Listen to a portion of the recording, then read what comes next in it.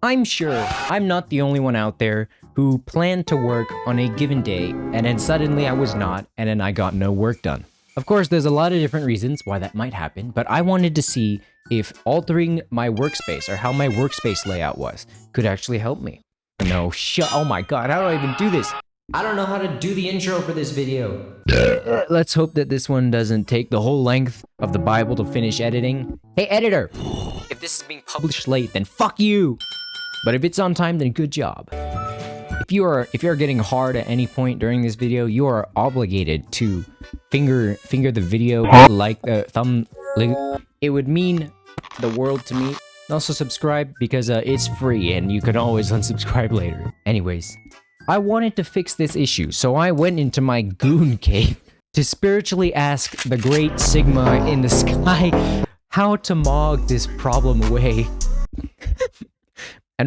And what the great Sigma showed me was that it was not my gooning that was El Riz, it was the goon cave itself. He showed me that if I designed the perfect goon cave, I would be able to edge for all eternity and never bust again. I eventually found, through trial and error, how to make a good workspace. To myself in my head, I like to call my own workspaces shotgun workspaces. I know it's stupid, but I'll explain why later. If you're only interested in how to make good workspaces, then skip to this timestamp here. But this video is going to go over why the methods I explained work and why your brain is stupid sometimes and needs a little bit of hand-holding. Not your brain specifically, just like in general, like our brain. Why? Because it's interesting to me, and also because I need to pad these videos for watch time. Sorry I'm such a greedy AdSense whore, but all due respect, I go to art school, okay? Drawing is not gonna pay the bills forever. If my family is watching, that was a lie. I don't draw. Who would do that? The first thing to understand is that the way you work is as dependent on external shit as it is on internal shit, like skill or ability or something like that. And this might seem like something obvious, like, yeah, duh, of course external and environmental factors are going to impact how you work. When you do anything at all, the way you do it is almost completely influenced by what's around you. For instance, if I'm talking with friends and we're in a relaxed environment, I might speak to them more relaxed. Why? Because the environment allows it. But if I'm in an active war zone, then I might be screaming. The conversation might be the exact same dialogue-wise, regardless of where we are, but the way we do it changes drastically. When I discovered this concept, it was so batshit and like it blew my mind so much that like I realized I could trick myself into doing things by designing my environment, as opposed to focusing too much on the actual thing I was doing, if that makes any sense. This idea even has its own equation made by this nerd named Kurt Lewin. The equation is B minus B dash P BF, oh my god, B dash FPE? I think basically behavior is a function of the person in their environment, and he called it Lewin's equation. Really? Like you could not have named it something cooler? Like the hard shitter equation. Like it's an equation that literally says that a given shitter will only shit the hardest in a place where shits are designed to shit hard. And even though this idea is so awesome, people overlooked the importance of an environment on their shit for so long. It's only recently that we've started to see shit like wider open offices, or schools with more natural light, or places like this, or this. In fact, environments are so influential that even Big Rothschild and Elon Bezos use this idea to influence the behavior of population and consumers. And doing shit like putting check cashing places right next to liquor stores, or putting more expensive grocery items on the middle aisle because the top ones and the bottom ones are looked at less, or putting a meat lamp at the beach. Hey man, it's not my fault, okay? It was right there. It was basically asking for it. This concept of influential environments is incredibly vital when talking about workspaces. Because while some parts of a workspace might be more obvious in the way that they influence your work, such as the noise level around you or the amount of light, there's a lot of little things that I think it's important to take note of But however, the beauty of applying this whole environmental like influence idea to workspaces, personal workspaces, is that you control the environment completely. Unlike something like a public space or an active war zone, you control every factor. You can build, craft, arrange, and beat your workspace into submission as much as you want. It is an open sandbox, and you are God, basically. Now that we understand the power of an environment on work, I'm going to talk about what humans tend to prefer in a given environment. Humans tend to prefer doing what is most easy and convenient in the moment. Convenience will trump a lot of important factors at times, such as diligence and discipline, which are more important but harder to do. This is why some people might spend extra money to order DoorDash instead of cooking. On a bigger scale, it's also why certain social issues like climate change still exist, despite all of us knowing that we need to do something about it. And that's because it's more convenient for humans to keep using certain crap but convenient pre-built-in systems rather than struggle through adjusting to a drastically different but better solution. But for work, this is also why playing a game or scrolling your phone or reading a book is what you will find yourself doing even if you have something more important to do, is because it's often right there. Like, it's very convenient to just pick it up and do it. So that's the first point, convenience. The second point, human brains also tend to prefer comfort over discomfort, even if discomfort is the more important thing. For instance, if you're writing an essay or you're learning a language or trying to learn an instrument, like the learning part of those activities tends to be a little bit uncomfortable, like stepping out of your comfort zone. I'm sure you've heard that before. It's all part of our elite survivalist programming where from the days of yore, where we value doing things that were more comfortable because uncomfortableness meant danger. Oh no, an animal, no disease. This goes hand in hand with the previous convenience point that I made, because in this day and age, comfortable things are often also convenient. And also, we don't like uncomfortable things because it's mentally taxing for humans to do uncomfortable things for an extended period of time. And it's also sometimes not fun. Now that we've established these two very important points, do not forget them, I swear to God. That number one, environment is perhaps the greatest factor when talking about human behavior, and two, that all of our brains are feeble rats with weak arms and weak wills, because they all start that way or might be that way now, whether you want to admit it or not. We can start to train and subtly guide said rat to glory and pussy and big cartoon bags of money.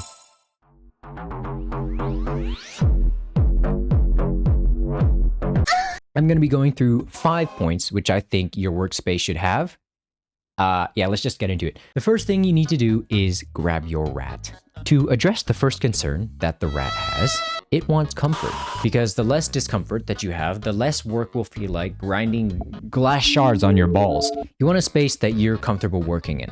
But in that same vein, regarding aesthetic, I personally don't go to like places like Pinterest to look for inspiration, because I don't know why Pinterest seems to think that workspace means Iranian white room torture core uwu. I don't know, that might be your preference, but I personally, part of the reason why I call mine shotgun workspaces is because shotguns are not exactly known for being the most accurate of weapons or for being classy clean weapons. Like, I'm not trying to get the most perfect like tight grouping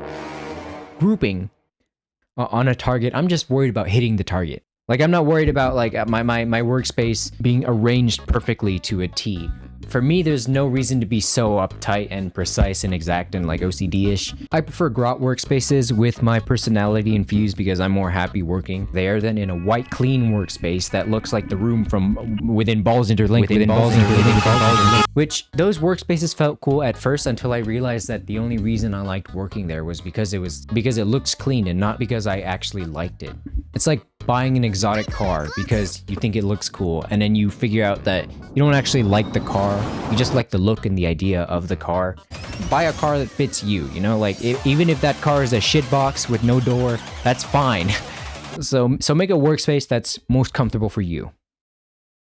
This is again one of the rat's main concerns, convenience. Is the process of work convenient? If not, then the rat will not want to do it. This point might be the answer to why you seem to be unproductive when you should be doing well. Now for some history. Post-World War II, the Japanese had to simplify their manufacturing process because they were poor or some shit.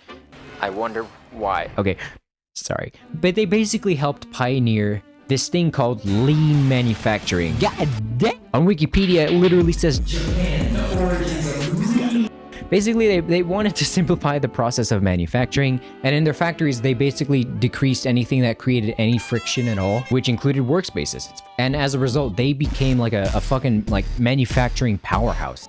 And you can apply this concept to your workspace, obviously. An example of increasing convenience in a workspace for me in the past was when my dumb fucking idiot rat would refuse to draw, because every time I wanted to draw, I would have to move my keyboard out of the way, pick up my drawing tablet off the floor, plug it in, and set up my monitor. And Rat was lazy from inconvenience, so I never drew. And I know this seems stupid, like why would I not take the extra 15 seconds to just like set it up and plug it in and everything? Like again, you have to accept that your rat is incredibly stupid. And like, I had to trick him into doing work, not tell him to do it, you know what I mean? This is the same reason why, again, if your phone is literally on your desk right there while you work, it's very easy for you to pick it up because it doesn't take that long to open a damn app. The solution is to make things that you want to encourage very convenient and make things that you don't want to do very inconvenient. Like you're trying to trick a toddler into doing it. For example, these days, I just have my drawing tablet permanently set up so that it doesn't take that much time at all for me to just start drawing. I also put my phone somewhere where it won't distract me. This second point about convenience is also the main reason I call my shotgun workspaces is because they're short range. A rule of thumb for me personally is that I try to make everything important within arm's reach. Like I should not have to get up out of my chair or move my chair. I should just be able to like reach for it right there. So yeah, convenience. Simplicity. This is kind of in the same vein as convenience. If your rat has too much to look at or think about, it will get mentally exhausted and it will scream. Going back to lean manufacturing, make it simple to trim effort and time for the same result. What? Everyone has different degrees of clutter. Don't go over your threshold. And clutter for me also includes like decorations. Like I would used to have Hot Wheels cars directly on my desk because I liked staring at them, but then I would just like play with them instead. I was 19, by the way. My rat is still dumb. It has always been a dumb rat. I would design your workspace for its purpose. There's no need for you to have 10 million stress balls or Netflix within sight range. I keep some like small shit on my desk, but like nothing that will like sap my time and prevent me from like locking in, if you know what I mean. So yeah, simplicity will let your rat see only what's important. A workspace is for work. A goon cave is for gooning. A gaming PC is for gaming. You should not be mixing these, for fuck's sake! Separate your spaces. For your workspace, make work the only option. For me, I work in a different spot than I do stuff like playing games, because then I associate this space for work and that one for terrorizing Roblox players and city sims with my friends. You don't always need to go to another room for this to work. Like I found for me personally that something as simple as putting a second chair on the other side of my desk where I would work would do the trick. This works for the same reason that like a lot of other companies prefer commute work over remote work, same thing with schools, is because the literal act of moving to another place to do something will make doing that something more efficient. And back to the convenience point, if you are working in a spot that's separate from your leisure spot, it becomes inconvenient for you to start losing focus, since you'd have to go back to your leisure spot. So yeah, trap your rat and then he'll work better. And the last point is to just take care of your space. You'll be more comfortable in a workspace that is upkept. You'll also care about it more if you make the effort to upkeep it. And your rat will want to be there more if it's comfortable and not a fucking streamer landfill. So if you put effort into designing your workspace, your rat will want to care for it, even if it's a shitbox with no door. And this last bit, I just wanted to really quickly show some cool examples. Here's a more cluttered example. It's Stephen King's workspace.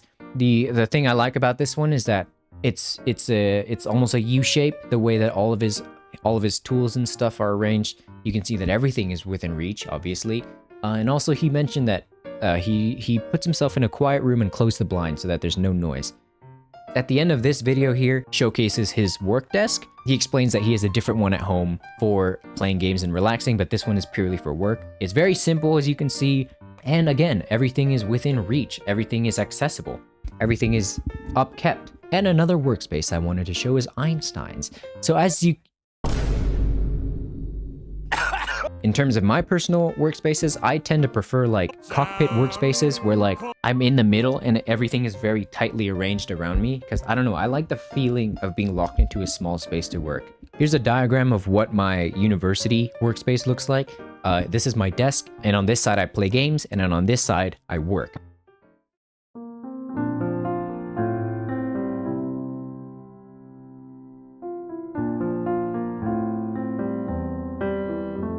So yeah, that's the gist of it. Number one, remember that your rat's dumb, and then how to make a workspace. Make it comfy, make it convenient, make it simple, make it exclusive, and take care of it. Have fun, and feel free to share your experience in the comments, because this is definitely something that's like not formulaic at all. And once again, subscribe. What is this? I think it's supposed to be a boombox, but it's the cat. It says that I can use it.